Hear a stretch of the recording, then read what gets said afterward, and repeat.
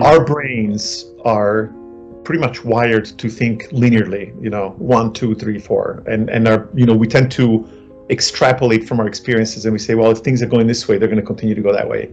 When you deal with complexity, so one of the definitions of a complex system is a system that has a lot of interacting parts in which the behavior of the system as a whole emerges as a result of the interactions. So think of a sports team. Why do we not know which team is going to win? And I use a sports analogy, but you can use a lot of analogies.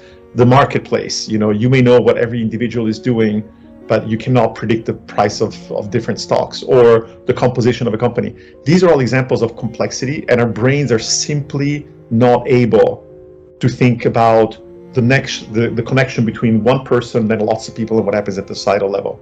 There are courses out there are books out there are ways of thinking about systems and how to link the individual to the broader system. And I wish that those kinds of topics were actually more commonly taught at, all the way from high school level, if you will, because they're things that it's a very, very different way to think. And I think in a way, statistical thinking, which is what so many people use as, to quantify and analyze, is very damaging, because statistics by definition hides details. It's designed to hide details. It's designed to give you abstractions. And I think that, unfortunately, statistics is incredibly powerful, incredibly useful, but we also need to find a way to remain aware of the link between the individuals and the statistical data that we see.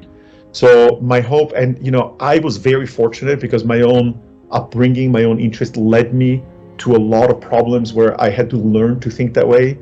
It's not something that I think you can teach instantaneously, but I've actually taught a graduate course for many years. I used to teach at Boston University as a professor, but then when I started to do this professional work on complexity science, I've taught at Tufts University, at the City College of New York, at NYU, and I teach these courses on what I call managing complexity in business and society. Unfortunately, it's not something that you can find.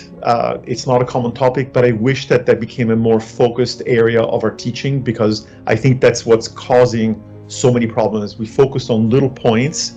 We see one thing that we don't like and we say, oh, that's wrong. It's not right that you're not paying men and women the same, and it's not right that you do this. And we fail to understand what are the root causes, what are the microscopic things that lead to those emergent outcomes.